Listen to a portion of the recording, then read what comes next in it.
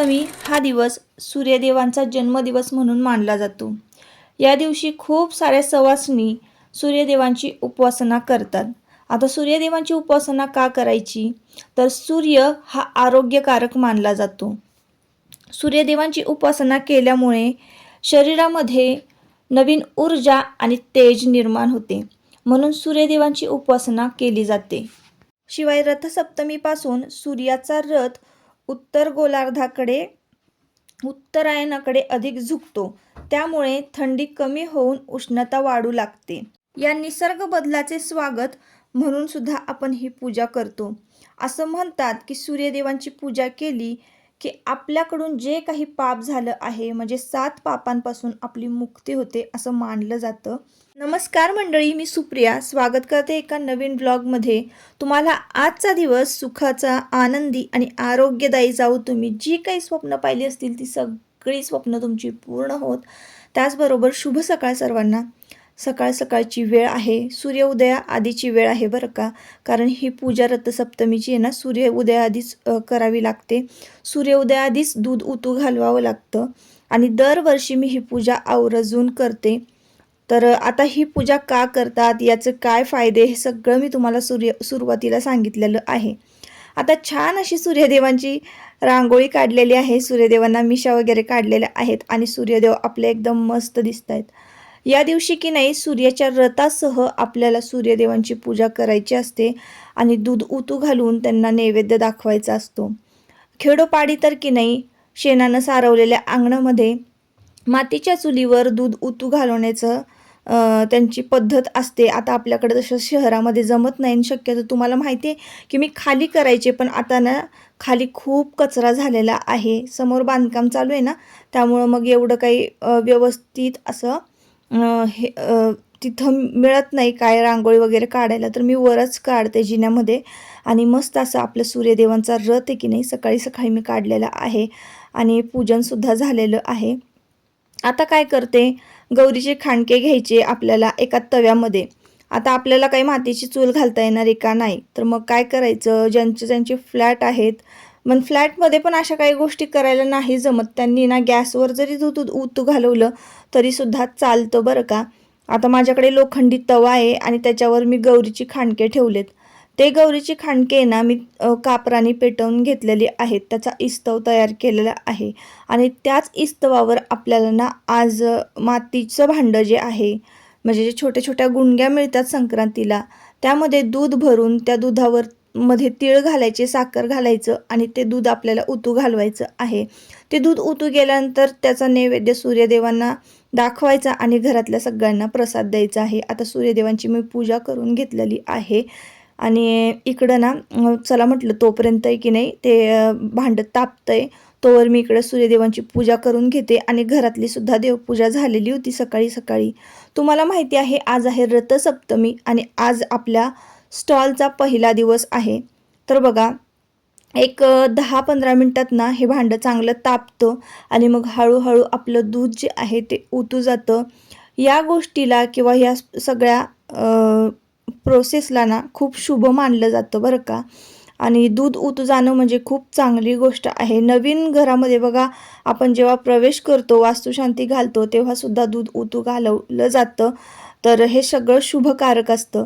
त्यानंतर सूर्यदेवांचं आगमन झालं, कारण सूर्योदय झाल्याशिवाय तर सूर्यदेवांना अर्घ्य अर्पण करता येत नाही आणि रोज सूर्यदेवांना ना अर्घ्य अर्पण करायचं. जे आत करत नसतील, वर्षभर सूर्यदेवांना पाणी घालत नसतील ना, त्यांनी रथसप्तमीपासून किंवा रथसप्तमीला घातलंच पाहिजे. दर रविवारी, रोज नाही जमत तर दर रविवारी तुम्ही सूर्यदेवांना अर्घ्य अर्पण केलं पाहिजे. आता का करायचं हे पण मी तुम्हाला सांगितलेलं आहे. सूर्यदेव खूप तेजस्वी आहे, त्यांच्याकडून आपल्याला ऊर्जा मिळते, तेज मिळतं आणि आपलं आरोग्य नीट व्यवस्थित राहतं. जे काही आपल्याला म्हणजे आजार आहेत, व्याधी आहेत, ते दूर राहतात. म्हणून सूर्यदेवांना अर्घ्य अर्पण करणं रोज गरजेचं आहे. रोज नाही जमलं तर दर रविवारी तुम्ही करूच शकता. तर सूर्यदेवांना अर्घ्य अर्पण केलं. सकाळी सकाळी मस्तपैकी कोबीची भाजी केली, चपात्या झाल्या, टिफिन सगळा पॅक केला मुलांचा आणि लगेचच इकडं मी आता पोतं भरायला आलेली आहे. आता काय भरते, काय करते, हे सगळं तुम्हाला मी मागच्या व्लॉगमध्ये सांगितलेलं आहे. तर थोडासा ना असा बॅग जे आहेत छोट्या छोट्या त्याचा माल आपण भरलेला आहे. आणि वाई महोत्सव आहे ना, तिथं आपला स्टॉल लागणार आहे. बनारसी पाऊच वगैरे हे सगळं. पण जो काही माल मी भरलेला आहे तो एकदम क्वालिटीचा आहे बरं का, एकदम भारी आहे. असं काही पण भरलेलं नाही आहे आणि काही पण असं म्हणजे हलक्या क्वालिटीचं असं नाही आहे. सगळं जे काही माझ्याकडे आहे ते एकदम छान क्वालिटीचं आहे. आणि एकदम म्हणजे ना बजेटमध्ये मी इथं सगळ्यांपर्यंत ह्या वस्तू पोहोचवणार आहेत. सगळ्यांना एकदम बजेटमध्ये देणार आहे. मला थोडंसं कमी मार्जिन ठेवून बरं का.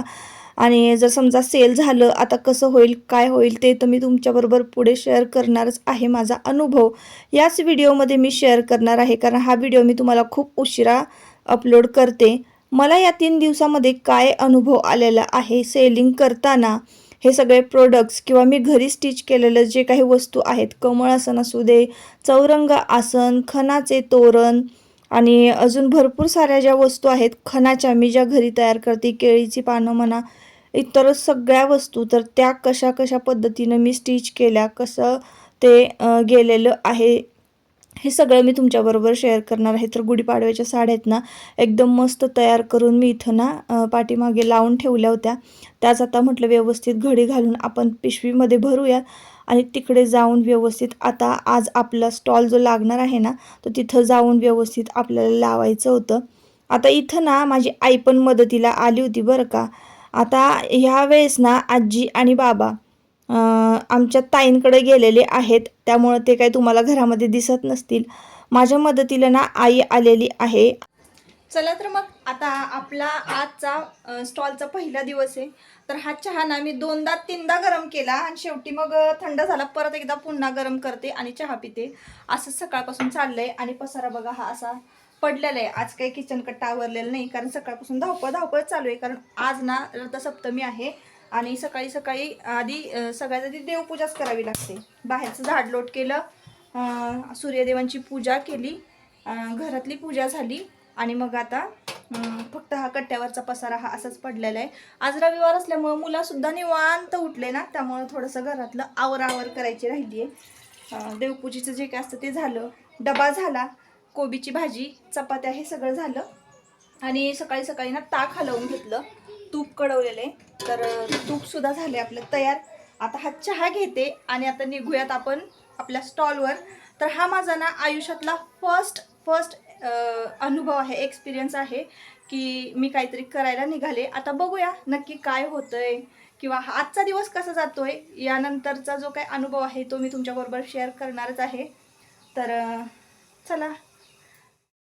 तर नगरपालिकेच्या पाठीमागे गाळे लागलेले होते आणि गाळा नंबर शोधला आणि आमचं साहित्य जे काय आहे सामान तर ते रचायला लावायला सुरुवात केली होती. मी इथं काय काय स्टिच करून आणलं होतं तुम्ही बघत असाल.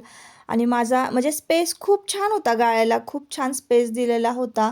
आणि छान म्हणजे विक्री करताना कस्टमरला असं व्यवस्थित आपलं जे काही आहे साहित्य ते व्यवस्थित लावता येत होतं आणि कस्टमरशी बोलता येत होतं. इतकाच असा स्पेस होता, गाळ्याला भरपूर जागा होती आणि माझं इथं सगळं साहित्य लावायचं चाललं होतं. आज ना तुमचे दादा पण माझ्या मदतीला नव्हते, ते बाहेर गेले होते. म्हणून मग बहिणीचे मिस्टर, आई असे सगळे माझ्या मदतीला आले होते. आपण म्हणतो ना, आपण ज्या पण कुठल्या गोष्टी निर्मळ मनाने करतो ना, देव कुठल्या ना कुठल्या रूपानं आपल्याला मदत करतच असतो. आणि अचानक ना तिचं येणं झालं वाईला आणि तिची सुद्धा मला मदत झाली. आता इथं सगळ्या ह्या वस्तू ज्या आहेत मी ते स्वतः घरी स्टिच केलेल्या आहेत. मग ते कमळ आसन असू दे, चौरंग आसन, भरपूर साऱ्या रोटी कवर, हे तर सगळं विकल्या गेलेलं आहे आणि जास्त क्वांटिटीमध्ये विकल्या गेलेलं होतं. तर तुम्ही आजूबाजूला गर्दी पाहत असाल, संध्याकाळच्या वेळेला खूप सारी गर्दी होत होती आणि चांगलं कस्टमरसुद्धा होत होतं. तर आता मी तुम्हाला ना माझा अनुभव सांगते की या 3 दिवसामध्ये मला काय अनुभव आलेला आहे. सगळ्यात आधी ना म्हणजे स्टॉल टाकायचं कसं माझ्या मनामध्ये आलं, किंवा कारण काय स्टॉल टाकण्याचं हे मी तुम्हाला सांगते. तर माझी एक मैत्रीण आहे जवळची, तर तिला मी शिवलेल्या ना सगळ्या वस्तू आवडतात आणि त्याची क्वालिटी पण चांगली असते. बऱ्यापैकी ते छान टिकतात पण आणि दिसायला पण सुंदर असतं. एकदा का तुम्ही ह्या वस्तूंमध्ये इन्व्हेस्टमेंट केली ना, की तुम्हाला पुढचे 10-12 वर्ष काहीच घेण्याची गरज नसते. मग ते कुठलीही वस्तू असू द्या, दाराचं तोरण असू द्या, नाहीतर चौरंगासन, इतर सगळ्या वस्तू ज्या काही आहेत. तुम्ही ज्या काही माझ्याकडे द्याल, कस्टमाइज करून घ्याल माझ्याकडनं, त्या सगळ्या वस्तू तुम्हाला कस्टमाइज करून मिळतील. असं आमचं बोलणं झालं आणि मी लगेच नाव रजिस्टर केलं. आणि मी असा पण विचार केला होता, की समजा आपण जर एक पाऊल पुढे टाकलं आणि आपल्याला जर पुढं जाऊन काही करायचं असेल, तर आपल्याला आपल्या गाठीशी थोडासा अनुभव असायला हवा, की आपण विक्री करताना आपल्याला कुठले प्रॉब्लेम येत आहेत किंवा कुठल्या गोष्टी आपल्याला फेस कराव्या लागतात किंवा कुठल्या गोष्टी सोप्या जात आहेत, हे सगळं आपल्या लक्षात यायला पाहिजे. आणि त्यासाठी ना तुम्हाला तर माहिती आहे माझी लाईफ घर आणि मुलं आणि कुटुंब हेच आहे. मी बाहेर कुठं जात नाही. त्यामुळं मी विचार केला होता, की चला हा एक एक्सपिरियन्स घेऊन बघूया. तर मला ना पहिल्या दिवशी मी जेव्हा स्टॉल टाकला ना, त्या दिवशी खूप छान कस्टमर झालं बरं का. आता मी थोडंसं वाचनात पण असते, पुस्तकं वाचते दररोज. त्यामुळं मला मी बिझनेसबद्दल थोड्याफार गोष्टी वाचल्या पण होत्या आणि ऐकल्या पण होत्या. आता बिझनेस ही अशी गोष्ट आहे ना, बिझनेस म्हणजे सोरट असतं ना, सोरटासारखं असतं. एखाद्या दिवशी ते सोरट तुम्हाला लागेल आणि एखाद्या दिवशी नाही पण लागणार असं असतं. म्हणजे वर्षाचे 365 दिवस आहेत, तर ते 365 दिवस तुम्हाला कस्टमर असेलच असं नाही किंवा सीझन असूनही कस्टमर तुम्हाला नसतं कधी-कधी. तर ह्या सगळ्या गोष्टी मला माहीत होत्या. त्याच्यामुळं माझ्या मनाची तयारी होती, की आपण याच्यामध्ये एवढा पैसा गुंतवतोय आणि तेवढाच आपल्याला रिटर्न मिळेल की नाही मिळेल याचा कशाचाच मी विचार केला नाही. फक्त आणि फक्त एक्सपिरियन्ससाठी ना मी ठरवलं होतं करायचं आणि मग लगेचच तयार झाले मी. टाकला स्टॉल. पहिल्या दिवशी खूप छान कस्टमर झालं आणि दुसऱ्या दिवशी की नाही अजिबात म्हणजे 6 वाजले, 7 वाजले तरी एकसुद्धा कस्टमर होत नव्हतं आणि त्या दिवशी ना मी जेमतेम फक्त 500-550 कमवले होते. तर त्याच दिवशी ना खूप म्हणजे वाईट अनुभव आला. तर म्हणजे जवळची जी लोकं आहेत, तर ती कुजबुजताना माझ्या कानावर आलं होतं. तर माझ्या कानावर असं आलं होतं, की आपण स्टॉल टाकणं हे आपल्या प्रतिष्ठेला शोभा देतं का? किंवा हे असं विकायला बसणं आपल्याकडं नाही चालत, अशा सगळ्या गोष्टी. तर माझं काय म्हणणं आहे, की आपण यामध्ये काय वाईट केलंय, की जे आपल्या प्रतिष्ठेला शोभणार नाही? किंवा प्रतिष्ठा म्हणजे काय असते? मला ते नक्की सांगा. प्रतिष्ठा म्हणजे समाजामध्ये एखाद्या माणसाला जास्त मानसन्मान असणं आणि त्यांचा आदर असणं, ह्या सगळ्या गोष्टी. पण आदर तेव्हाच मिळतो जेव्हा आपण काहीतरी करतो, आपली स्वतःची ओळख निर्माण करतो. आपण जर काहीच नाही केलं आणि नुसतं फक्त म्हणालो, की हां, आम्ही प्रतिष्ठित आहे, आम्हाला समाजामध्ये मान-सन्मान आहे, हे सगळ्या गोष्टी, तर तो मान-सन्मान तुमचं पोट भरत नाही. मला तरी हे कळतं.